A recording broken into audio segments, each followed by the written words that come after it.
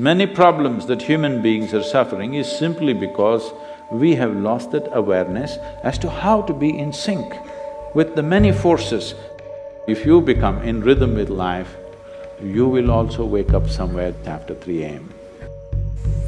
At that time, if you sit up and do whatever process you have been initiated for, it will bear maximum fruit.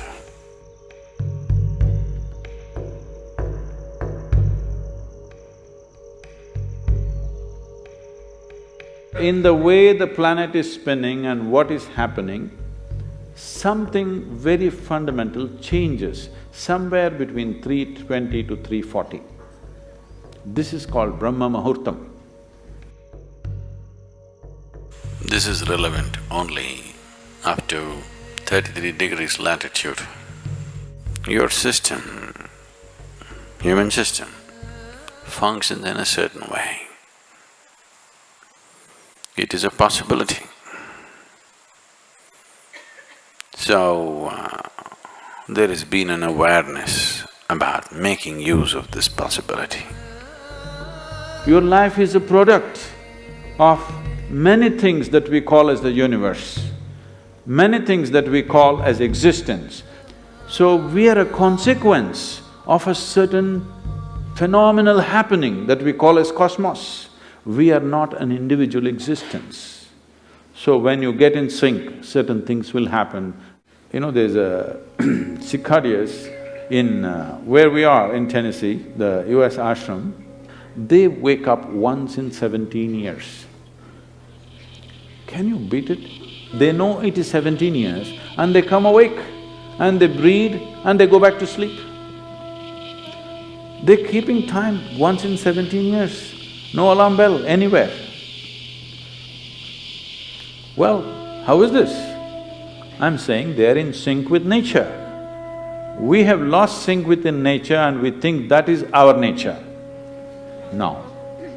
All the many ailments, many problems that human beings are suffering is simply because we have lost that awareness as to how to be in sync with the many forces which are making us who we are.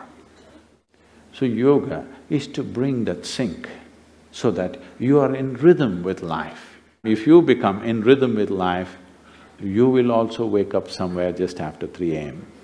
If you're conscious, suddenly a certain spark of aliveness will happen within you. Even if you're in deep sleep, you will come awake. This must happen to you. This means you're falling in sync with it. You're falling in sync with life. So what should I do? Should I meditate? Should I do a kriya? Doesn't matter what. You must do a process for which you have been initiated for. Because initiation means you were not just taught a practice, it was introduced into your system, it was implanted in your system. So whatever, if there is a life seed within you, if you're awake at Brahma Muhurtam and sit for whatever that practice is, it bears maximum fruit because of the way the planet is behaving in relation to your system. If you become aware in a certain way, a certain level of awareness is achieved within you, you will see, you will simply know when that time is. If you go to bed at the right time, you don't have to look at your watch. You will always know when it is 3:40, because the body will behave in a different way.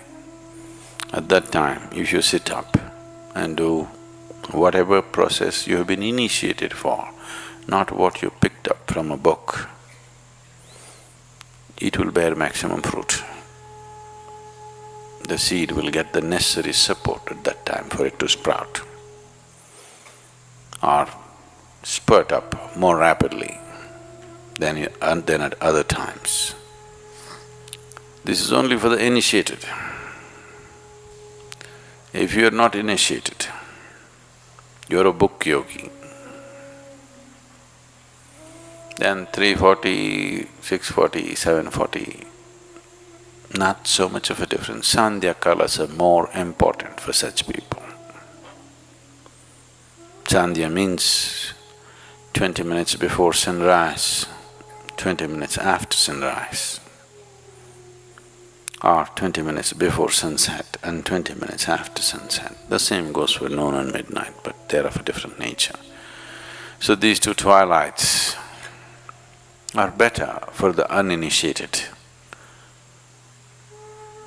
3:40 is good for those who've been powerfully initiated.